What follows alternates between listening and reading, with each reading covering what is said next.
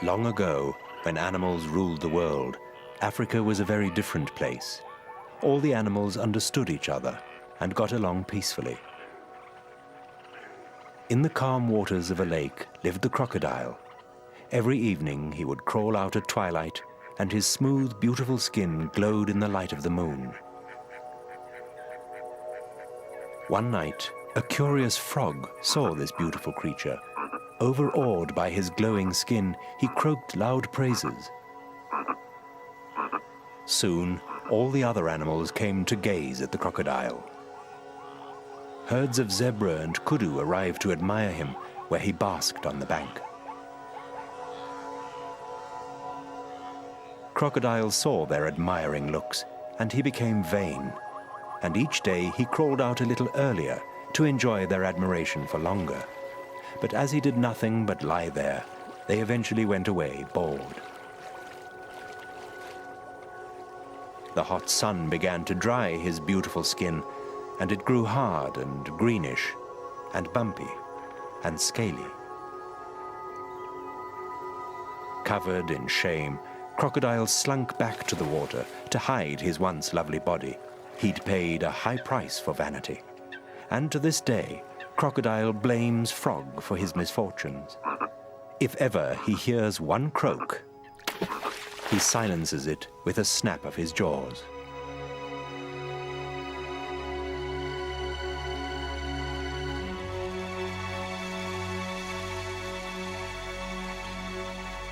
Crocodiles are the world's largest reptiles.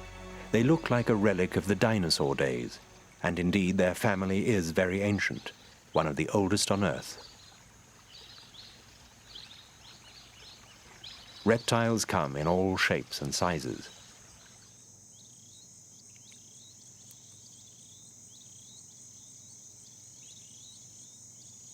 From desert dwellers like the leopard tortoise of the Karoo in South Africa's Cape Province, to this boa constrictor which lives in the hot, wet world of the Madagascan rainforest.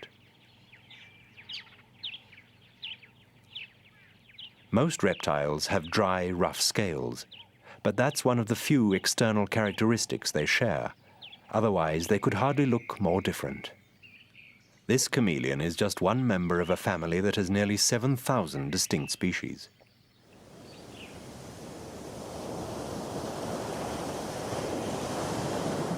Some reptiles are sea creatures, like the green turtle.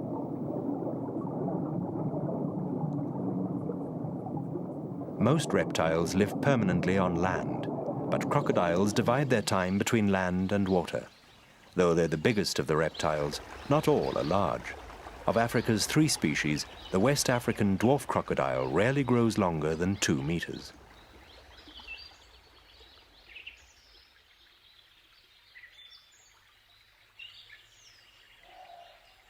Both it and the slightly larger long-snouted crocodile are rarely seen, hiding away in forested, swampy regions of the same part of Africa. A long, thin snout can slash through water and catch prey with ease, but it works just as well against land animals.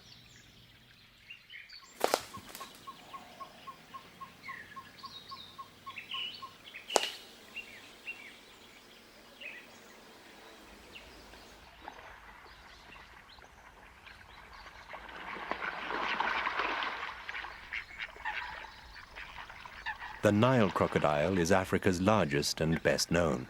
Lay 3 tall men end to end and put the weight of 14 together, and you have a big Nile crocodile. And though its brain is the largest in the reptile world, it's still only the size of a thumb. Crocodiles are designed for water, where they can breathe, see, smell and hear while almost totally submerged. Their nostrils have valves that open and shut so water doesn't rush into their lungs. Sometimes they're the only bit of the crocodile visible above water.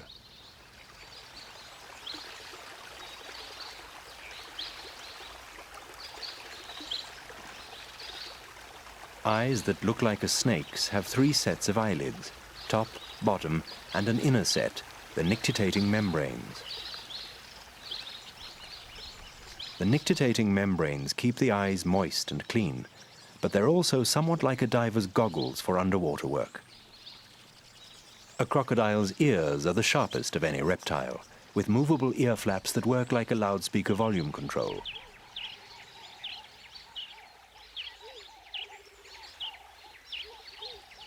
Short, stubby legs end in webbed back feet for steering and paddling in water, and blunter front feet for climbing banks and digging. Crocodiles have no lips. Even with jaws clamped shut, water leaks in. However, plumbing problems are solved by a special palate at the back of the throat. This shuts on submersion to keep the crocodile watertight.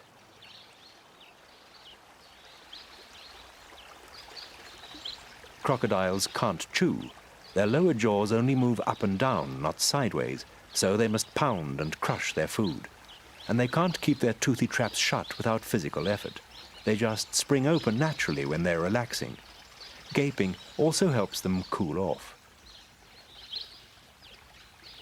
A crocodile's jaws pack immense power, and 66 teeth interlock like a zip fastener. The combined strength of both can crush a big animal like a car wrecking machine.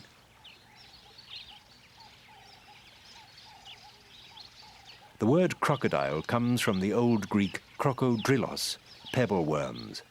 Worm hardly described this big reptile.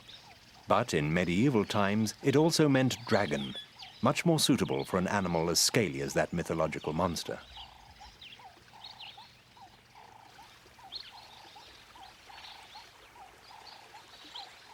Crocodiles can live to 100 years. During that time, they never stop growing, just keep getting bigger and bigger. That scaly tail is never used to knock prey off its feet, contrary to popular myth. It's a propeller and is one of the distinctive characteristics that make the crocodile a supremely designed predator with almost no natural enemies.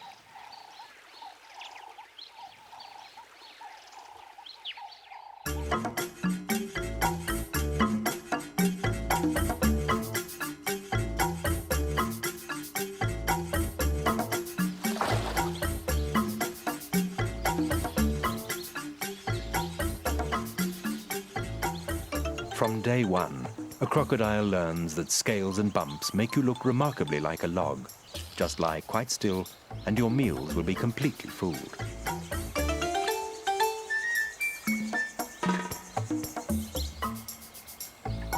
Even if they tickle, don't bat so much as an eyelid.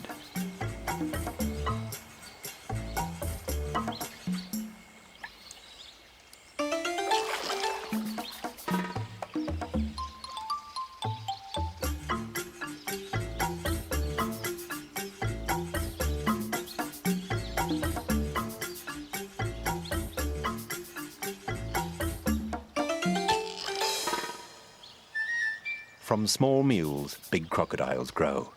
And naturally, appetites too. The true heavyweights of the Nile crocodile world live in East Africa. Each year, on long annual migrations, huge herds of zebra and wildebeest must ford rivers full of crocodiles. Normally, crocodiles lie quietly in ambush, but here there's no need. For these huge reptiles, life can be literally feast or famine, and migrations are feast days.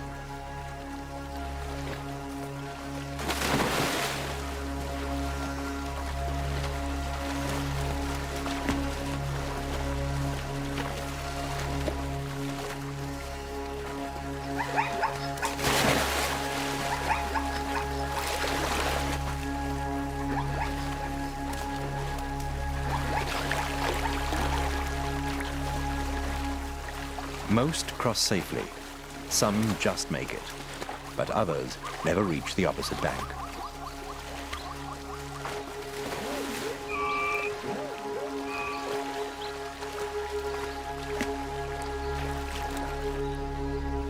Here on the Serengeti Plains, the catches are big enough to keep several crocodiles busy.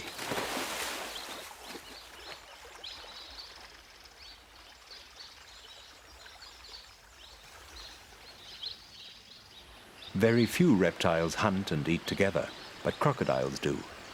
Between April and May each year, bream migrate upriver to Ndumu on the South African border with Mozambique, and the crocodiles line up in toothy welcome.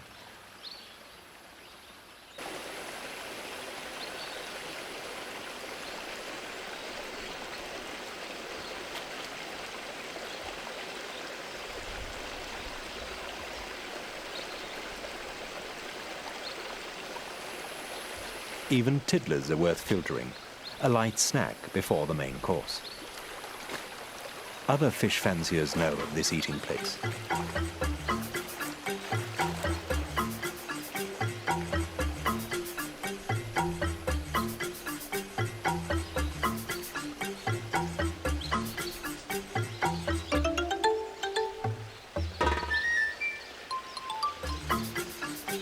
Maybe not the right dining companion for a marsh terrapin.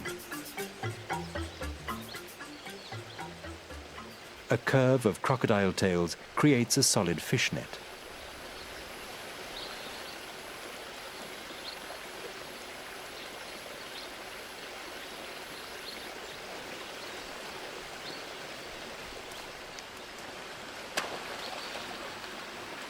At last, the main course, big fat bream.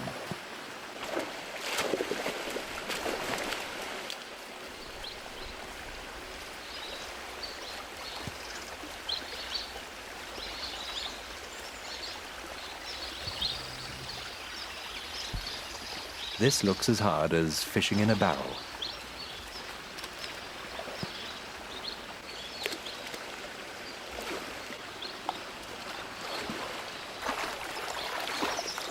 When the bream migrate, there's usually plenty for everyone, and peace reigns. But a particularly juicy fat catch might spark envy. Wiser to go off to a quiet corner and eat alone.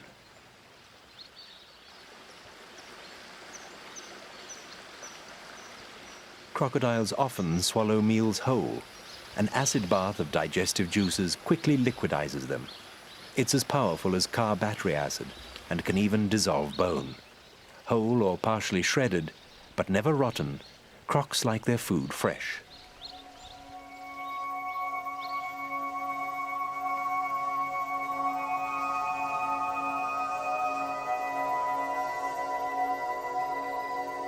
For 180 million years, dinosaurs and flying reptiles ruled the Earth, until nearly all of them vanished 65 million years ago.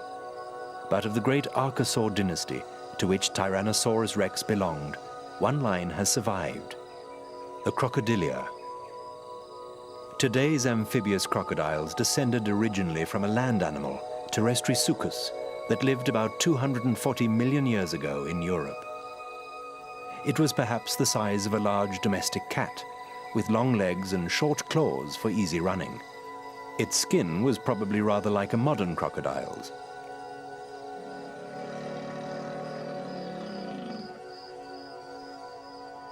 Then, about 200 million years ago, the Protosuchians arrived on the scene. They also lived on the land. Their belly scales were fused into a protective shield, like today's tortoises, and 2 rows of plates defended their spine. But their legs were shorter and their skulls and jaws longer than Terrestrisuchus.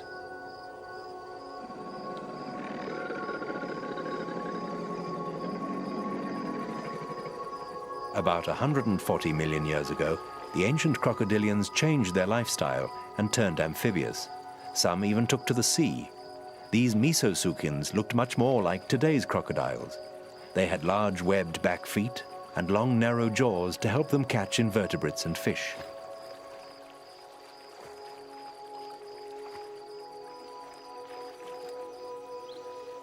Modern crocodiles evolved 80 million years ago when warmer climates brought greater diversity and size. Some were huge then. A fossil found in Texas was 15 meters long. The skull alone measured 2 meters. Aptly named Terrible Crocodile, it weighed as much as a bus, would have stood as high as an average ceiling, and was as big as Tyrannosaurus rex.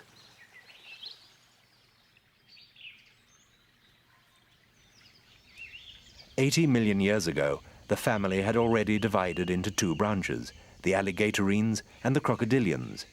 Generally, an alligator is smaller than a crocodile. Its snout is rounded and shovel-shaped. A crocodile's is V-shaped, and its upper jaw is wider than the lower and overlaps it completely when it's shut. There are only two types of alligator, the American and the Chinese.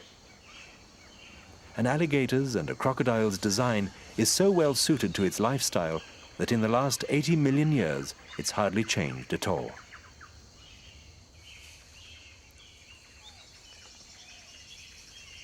Hard to believe, but this sharp-toothed animal shares certain of its features with birds, such as a muscular gizzard to crush food before it goes into the stomach. Crocodiles also make nests, but they're very different structures from the average bird's nest. Way back over 300 million years ago, the ancestors of both crocodiles and birds were related.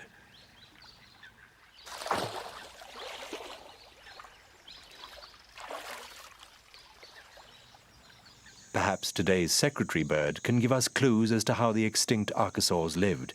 It's a fast-moving predator that eats small land animals, and it probably hunts and moves in much the way the ancient reptilian dinosaurs are thought to have done.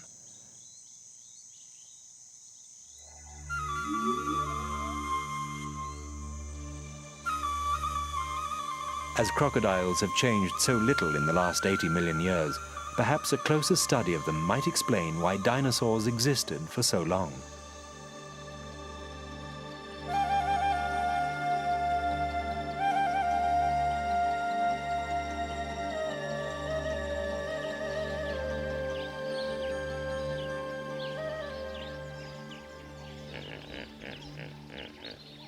A crocodile leads a straightforward life. Eat, sleep, lie in the sun. The sun kick-starts its day. A cold-blooded animal needs solar energy to raise its body temperature. For this reason, most crocodiles live in the tropics and subtropics, at low altitude, and in slow-moving, warmer water, in places which fish-eating birds flock to.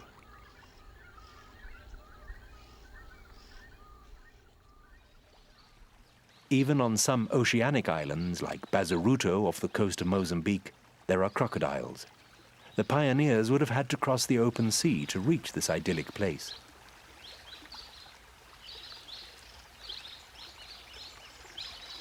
Behind huge dunes are the crocodile's essential freshwater supplies.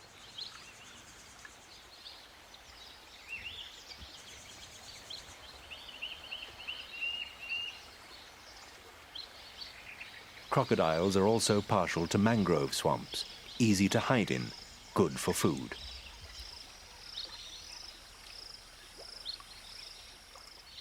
A band of tropical rainforest lies along the coast of West and Central Africa.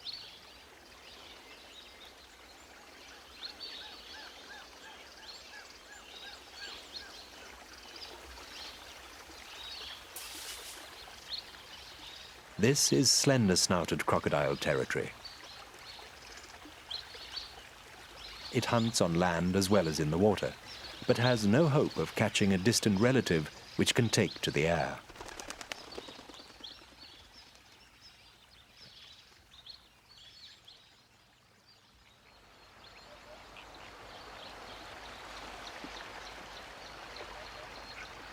The Greater St. Lucia wetlands of South Africa's east coast are the continent's richest.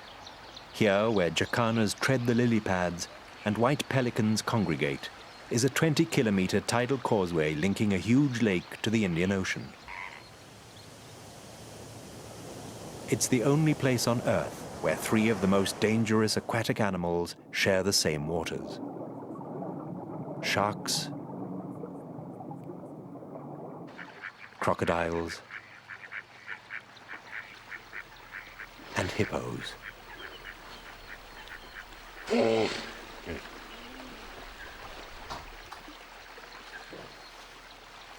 There are also multitudes of water-loving birds, lured by huge populations of invertebrates and fish, frogs and crabs.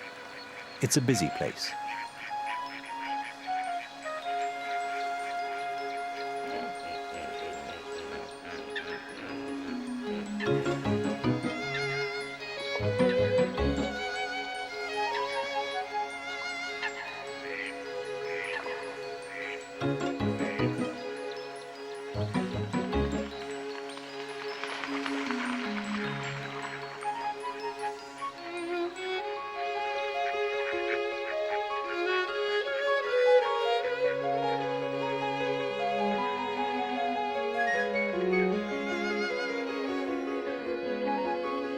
Pelicans lift wings in unison to shade the surface and pinpoint the fish in a synchronized roundup.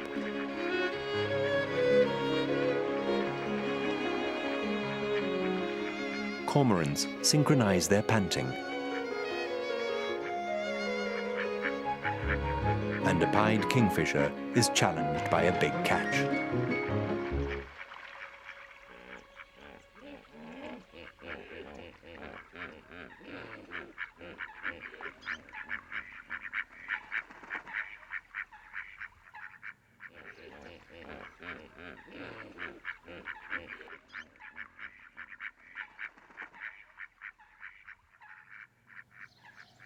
Frothy pink and white flamingos pay scant attention to a crocodile. The waters crawl with them. One of South Africa's largest crocodile populations lives here.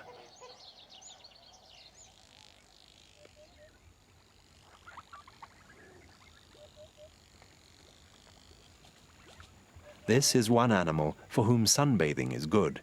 It can't function without the sun and needs a daily dose to keep going. A crocodile uses the temperature difference between land and water as the thermostat that adjusts its central heating system, regularly traveling between the two to keep its temperature steady and soaking up the sun as it needs it.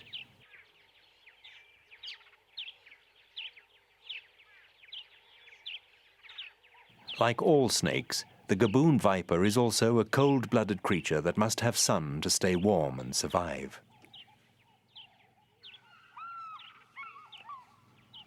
Lizards likewise. Crocodile waters are usually also hippo waters. The two normally maintain a state of uneasy truce, but sometimes the hippos deliberately break it.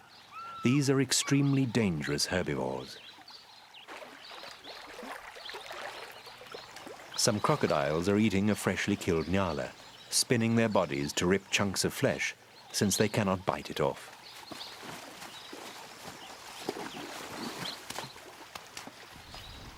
But a female hippo has taken exception to this spectacle and seems to want to break it up.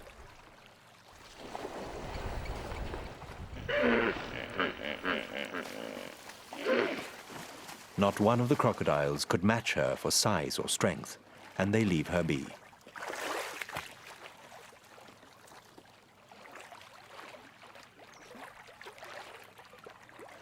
Even though some are lying in the water right beside her.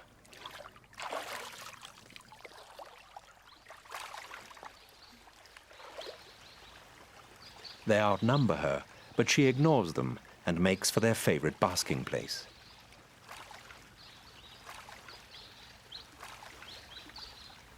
But what makes her sniff their territory? Is she familiarizing herself with the smell of the enemy? Is she challenging their right to this territory?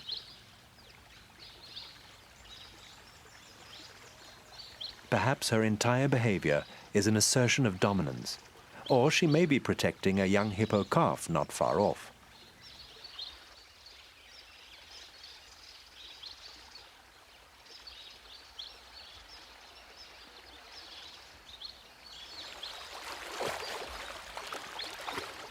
But equally, she could have been distressed by the crocodile's kill.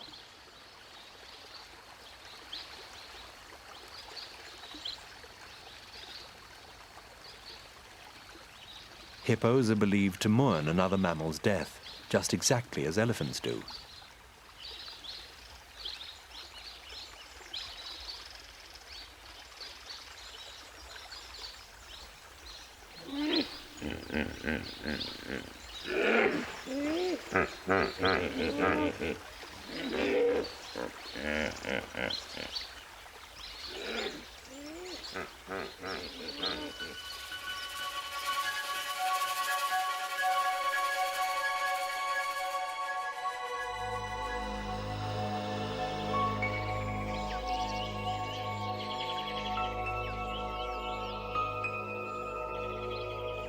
Even though their brains are relatively small, crocodiles have evolved complex and sophisticated ways to communicate. This is mostly subtle. Sound, body language, smell, touch, and special vibrations all make up crocodile talk. At Ndumu, the mating season gets off to a noisy start with power struggles between rival males. Now, perhaps, is peak communication time.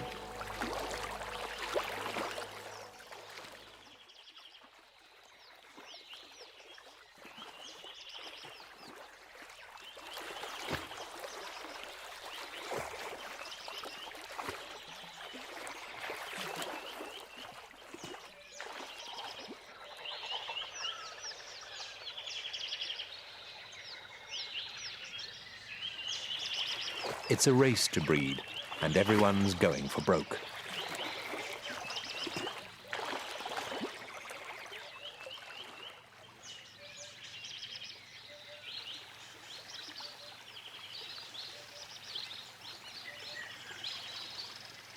With a toothy leer, a big male begins to court, and he uses a range of tactile and vocal signals to help him.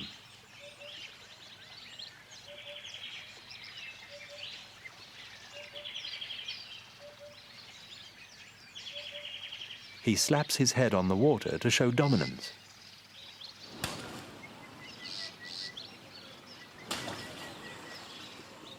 And he blows seductive bubbles.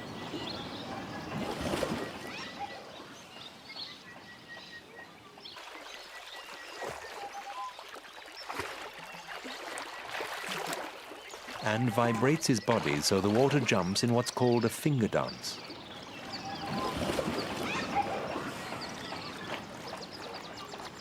But the females aren't paying attention. They're fighting to be first to mate, since there are not many males of his caliber around. And one of them has fought off her rival. In this part of the reptile world, it's usually female who pursues male. He just needs to make the slap, bubble, and vibration moves, which are the prelude to mating.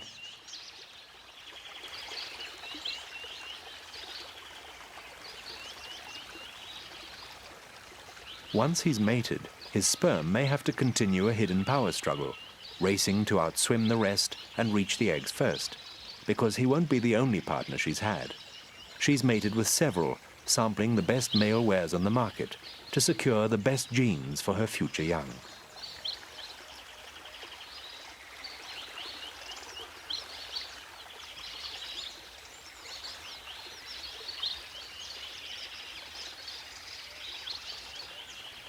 She may be sharing an intimate moment with one male, but she won't refuse a newcomer who's arrived to prize her away.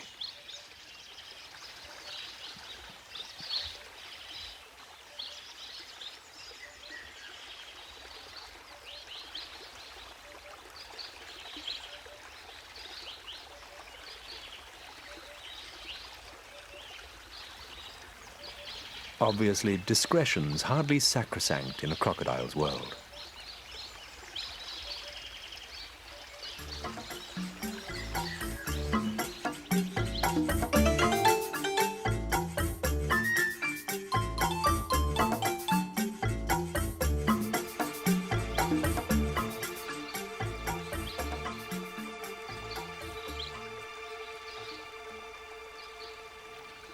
What is sacrosanct to a female crocodile is her young. When it comes to them, she shows what good parents are made of. Most reptiles just lay their eggs, then push off and leave them to get on with it. But not her.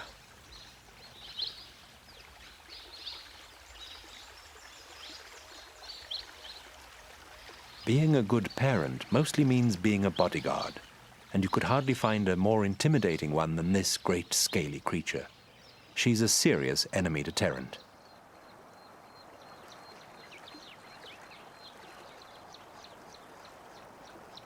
Several months after mating, she digs a nest by the water. Not too close, or it could flood. Nor too far. Her hatchlings mustn't have to cross too much open ground. Soft-shelled when first laid, her eggs are roughly the size of a duck's. There are other females in the vicinity. This bank is a crocodile maternity ward.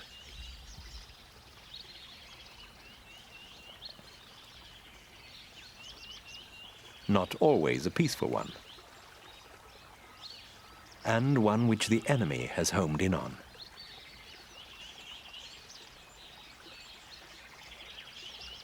She's finished laying and covers her eggs with a warm soil blanket. How warm this is will be crucial to their future, so will camouflaging the nest.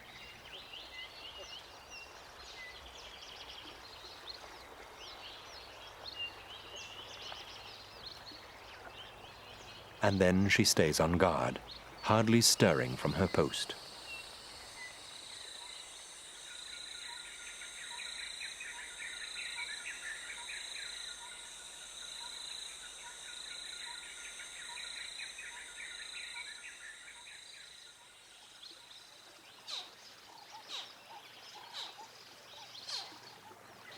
Three long months later, her eggs are hatching. At the very first squeak of life, Mother makes a beeline for her hatchlings.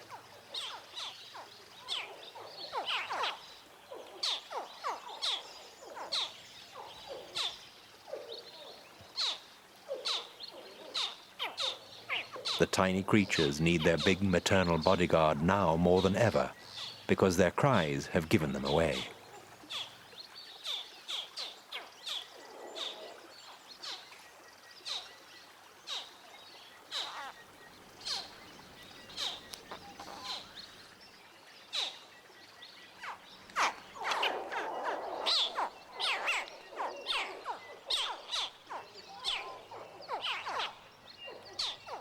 They need to be escorted to the water.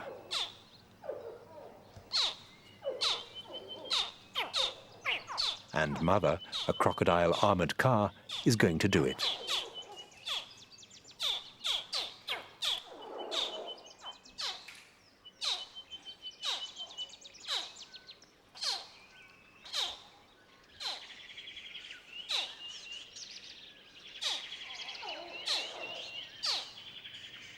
Jaws and teeth that can crush a buffalo to pulp won't even scratch them. Not quite a full cargo. Room for a few more in her special mouth pouch.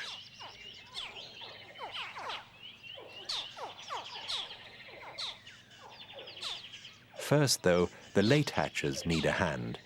As she digs, the vibrations stimulate them to get cracking and come out to her.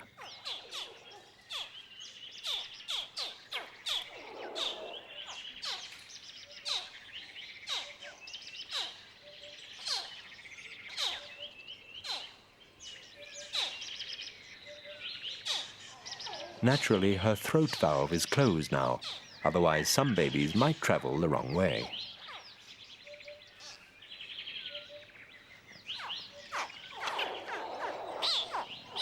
Full up and off to the water. But someone else in this ward is blocking the corridor.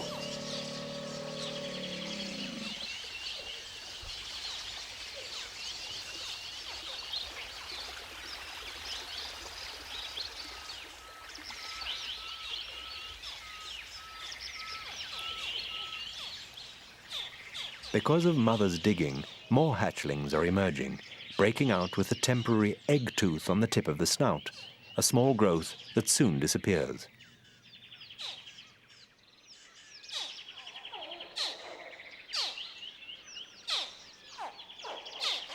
The hatchlings began their race for life in the egg. With its limited oxygen supply, suffocation could have been the penalty for delay. The sex of most animal embryos is fixed from the very moment of fertilization. But remarkably, it's an external force that has a determining role in whether male or female climbs from a crocodile egg: temperature. And equally remarkably, temperature also helped design their skin markings.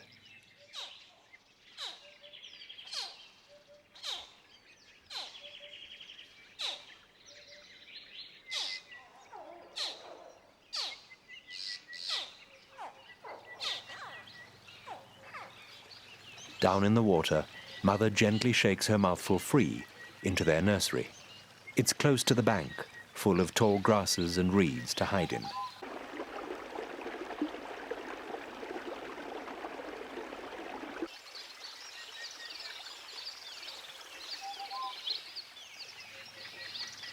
But this is an alarming place for something so tiny. An armor-plated back feels and is far safer. However, a water monitor is sneaking up on the nest site in her absence. This is just what she was trying to guard against, but it's after eggs. They were about to hatch. They never will now.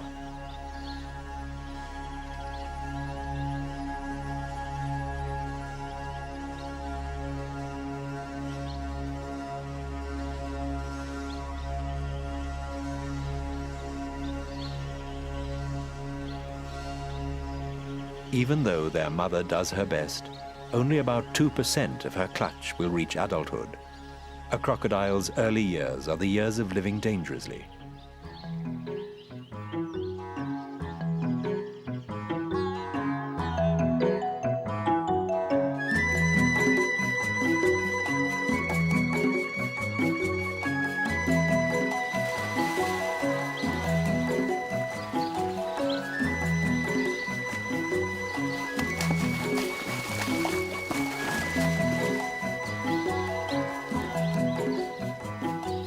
Crocodiles are designed for water, and that's where they move with greatest ease. Powered by an undulating tail nearly half its body length, a crocodile can cruise easily at 15 kilometers an hour, with legs tucked close to its sides to make it streamlined. Most of their time in water, crocodiles just take it easy. Keeping still saves energy, and why waste it if you don't have to?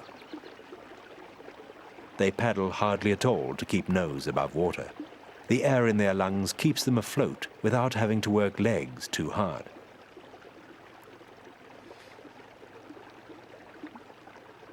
Oxygen is fuel, and when a crocodile goes under, its heart may slow to just 4 beats a minute to conserve this precious resource. Slowing its metabolic rate enables it to stay down a long time, and it may swallow stones to help. Temperature plays a key role too. The colder the animal, the lower its metabolic rate. Some have actually held their breath for a staggering 2 hours. A crocodile is a living oxygen tank that should be the envy of human divers.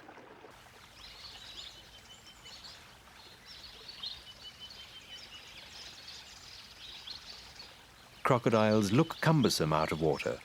They are capable of short bursts of speed, but mostly they go slow and steady on land, rolling their way to their destination.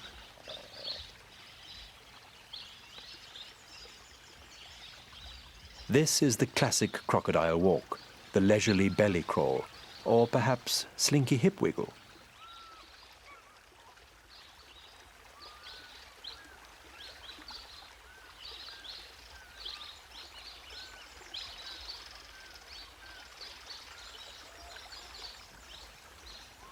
Like holidaymakers, crocodiles leave their swimming pools in order to soak up the sun.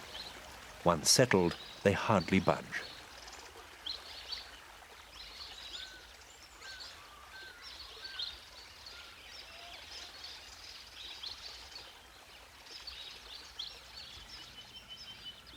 Crocodiles have one special walk, unique among reptiles, the high walk. It's more like a mammal's, with legs positioned almost straight under the body.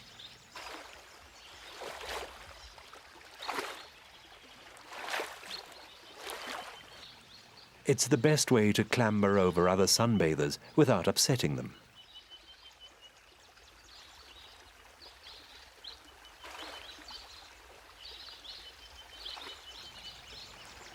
But exercise tires a crocodile because it quickly builds up high levels of lactic acid in its blood.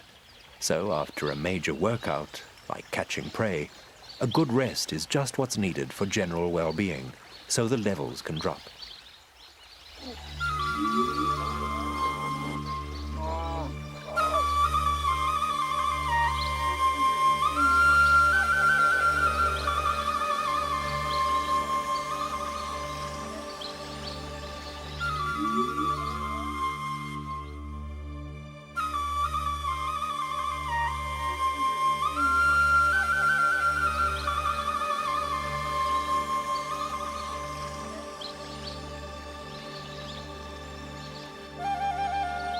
It's always best to let sleeping crocs lie. They're not trustworthy neighbors. They can be snappy. You don't want to put a foot wrong.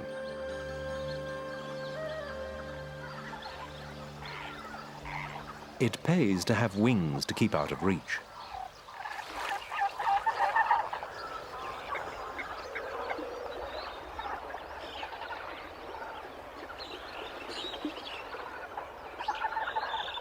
However, life with these unpredictable creatures does have its plus side. They churn up the mud and outwriggle bird food.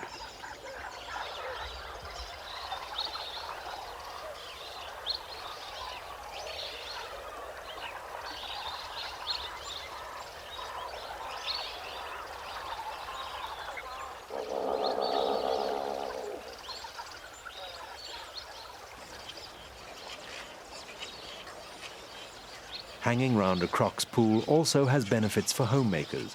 A sharp-toothed reptilian submarine is a first-class predator deterrent.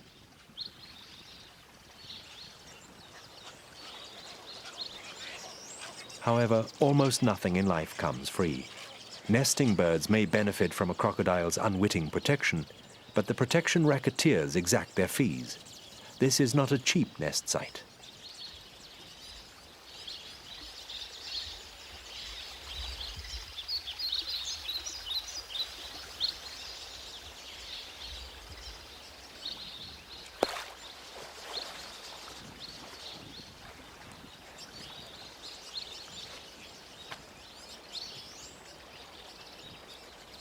The fee can be high.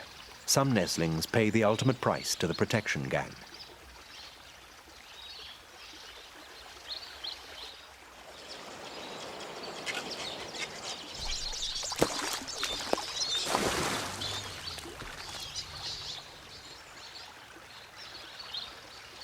A golden rule: never fall off the perch.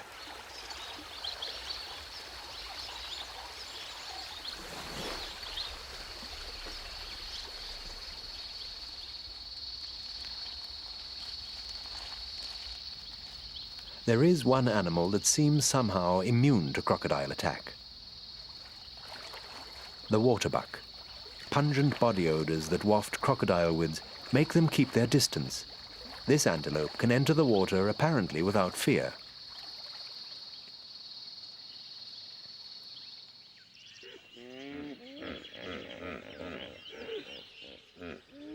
It's not crocodiles, but these animals which are the greater enemy of humans in Africa. And they're one of the few creatures a crocodile actually avoids, especially in the mating season.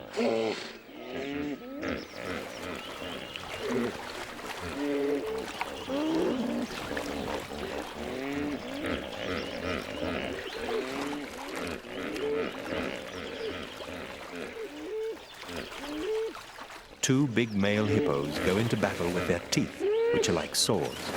To them, sex is a serious issue. They may battle for days, with the loser losing more than the fight.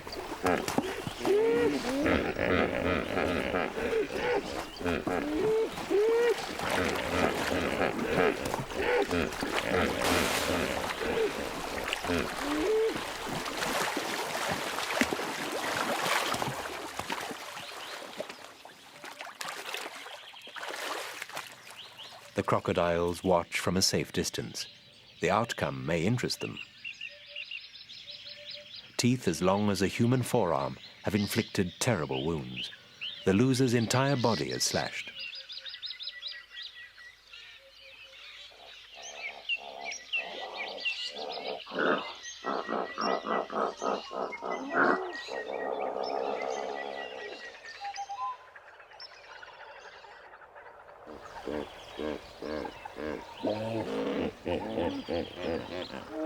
The defeated male is so badly hurt, he has trouble even moving.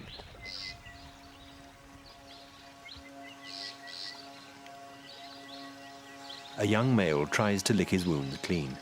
Perhaps there's an instinctive spark of fellow feeling towards another male.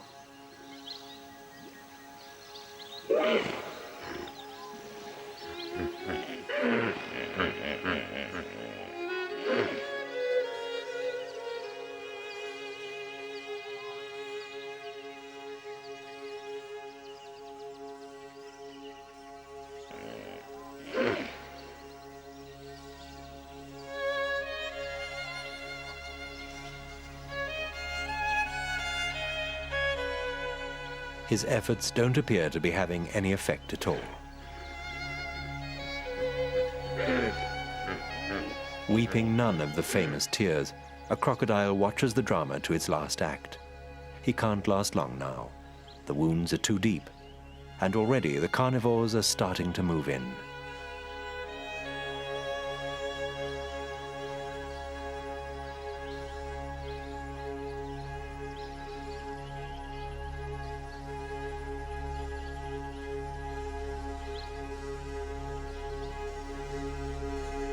One last breath. He's gone.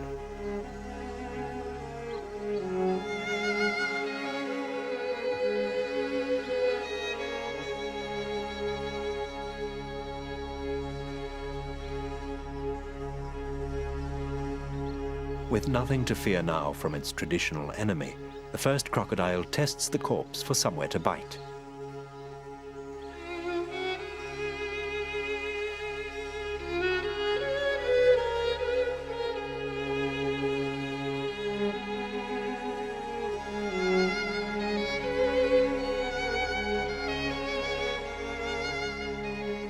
Many will feast on the fallen hippo, and when the crocodiles can eat no more, crabs, birds, and other scavengers will take over.